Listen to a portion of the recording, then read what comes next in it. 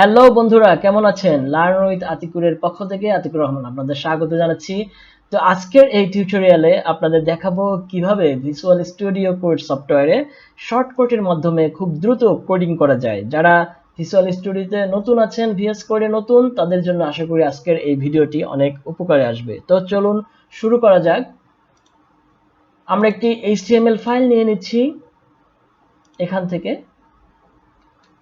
আমরা just exclamatory সাইনটা যদি আমরা এখানে দেই, তাহলে আমরা দেখতে পাবো এমেট অ্যাব্রিভিয়েশন যে ফেসারটি দেখাচ্ছে, আসলে এই সবগুলো শর্টকাট আসবে এমেট ফেসার দিয়ে, যেটি ভিএস কোডে বিল্ট ইন দেওয়া আছে। ওকে, আমরা এক্সক্লেমেটরি সাইনটাকে ক্লিক করলে এখানে আমাদের অটোমেটিক্যালি একটি এইচটিএমএল স্ট্রাকচার কিন্তু তৈরি হয়ে যাচ্ছে। আমরা দেখতে পাচ্ছি এখানে ডক টাইপ এইচটিএমএল আছে, এইচটিএমএল হেড এবং বডি আলাদা আলাদা দেওয়া আছে। আমরা এখানে টাইটেলটা চাইলে চেঞ্জ করে নিতে পারি।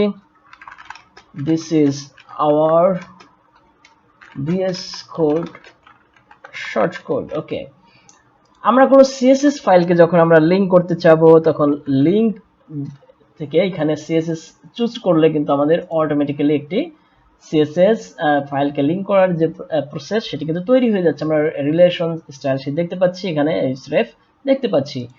ওকে, ঠিক একইভাবে আমরা যখন ফ্যাব আইকন অ্যাড করব, লিংকে গিয়ে ফ্যাব আইকন চুজ করলে কিন্তু আমাদের অটোমেটিক্যালি এটি তৈরি হয়ে যাচ্ছে। একইভাবে কোনো জাভাস্ক্রিপ্ট ফাইলকে যখন আমরা এখানে ইন্টিগ্রেট করব, লিংক করব, তখন আমরা স্ক্রিপ্ট এসআরসি চুজ করলে আমাদের তৈরি হয়ে যাবে। ঠিক একইভাবে আমরা বডির ভিতরে সাপোজ h1 ট্যাগ আমরা লিখতে চাচ্ছি, h1 লিখে এন্টার প্রেস করলে আমাদের h1 এর ওপেনিং এবং ক্লোজিং দুটি ট্যাগই কিন্তু হয়ে যাচ্ছে। এবং সবচেয়ে মজার বিষয়, কার্সরটি আমাদের মাঝখানেই রাখছে যাতে আমরা লিখতে পারি।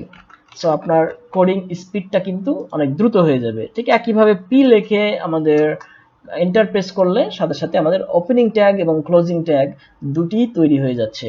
এরকম প্রত্যেকটা এইচটিএমএল ট্যাগের ক্ষেত্রেই সম্ভব। তো এখন দেখি আমরা সাপোজ h1 এর ভিতরে যদি কোনো আইডি দরকার হয়, তখন আমরা কিভাবে লিখবো। h1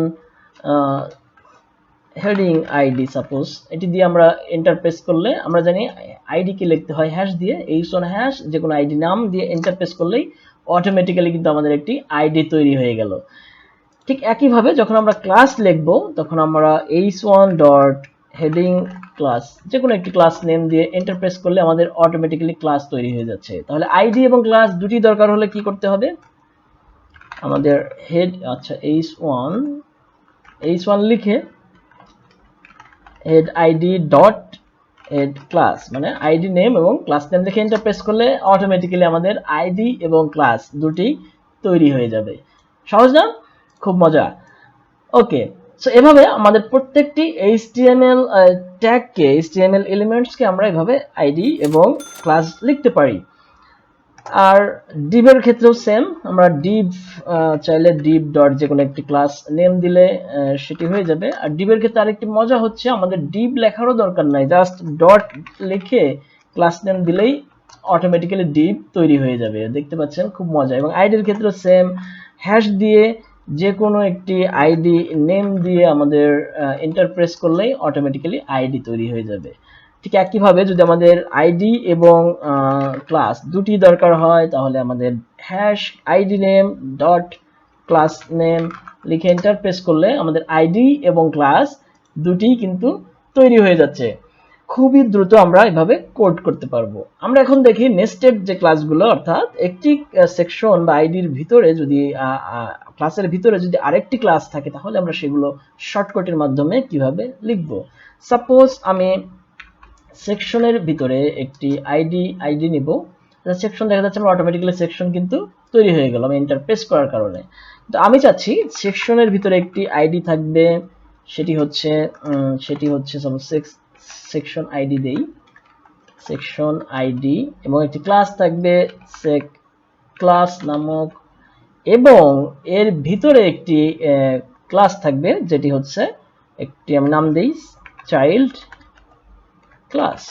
ওকে, এখানে আপনি দেখতে পাচ্ছেন আমি একটি রাইট অ্যাঙ্গেল সাইনটি ইউজ করেছি, সিম্বলটি, এখানে আমি ডট চাইল্ড ক্লাসটি ইউজ করেছি। এখানে আমি যদি এন্টার প্রেস করি, সাথে সাথে কিন্তু আমার এটি তৈরি হয়ে যাবে। এই যে দেখতে পাচ্ছেন, সেকশন আমাদের আইডি নেমটি আইডি হয়ে গিয়েছে, ক্লাস নেমটি ক্লাস হয়ে গেছে এবং এর ভিতরে নেস্টেড যে ক্লাসটি চাইল্ড ক্লাস সেটি কিন্তু তৈরি হয়ে গিয়েছে।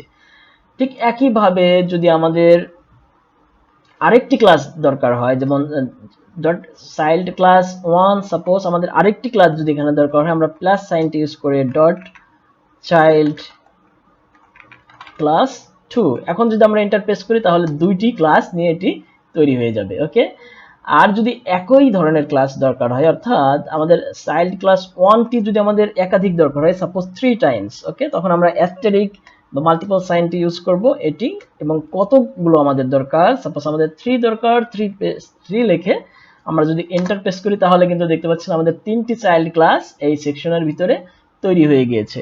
খুবই মজা। ঠিক একইভাবে আমরা কোনো আনঅর্ডারেড লিস্ট, সাপোজ ইউএল দিয়ে আমরা রাইট অ্যাঙ্গেল সাইনটি ইউজ করে কতগুলো এলআই দরকার আমাদের, এখানে যদি আমি লিখে দেই, আমরা অ্যাস্টেরিক সাইনটি ইউজ করে টাইমস 10, ওকে, এটি আমরা প্রেস করলে আমাদের দেখতে পাচ্ছেন যে 10টি আনঅর্ডারেড লিস্ট আইটেম কিন্তু তৈরি হয়ে গিয়েছে।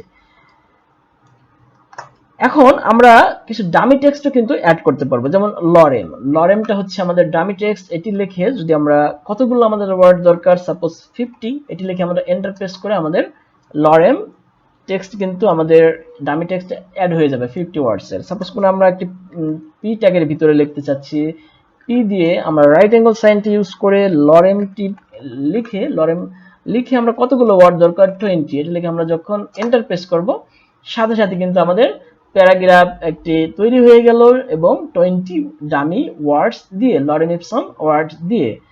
ঠিক একইভাবে যদি আমাদের মাল্টিপল প্যারাগ্রাফ তৈরি করতে হয়, এক্ষেত্রে আমাদের এখানে টাইমস দিলে বিষয়টি হবে না, কারণ 85 টাইমস হবে।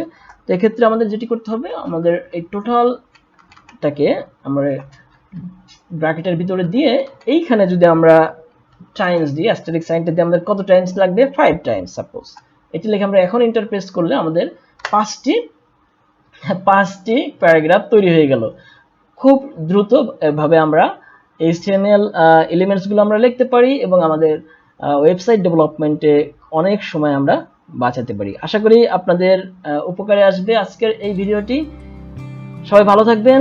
পরবর্তী কোনো লেসনে, পরবর্তী কোনো টিপসে আপনাদের সাথে দেখা হবে। আল্লাহ হাফেজ।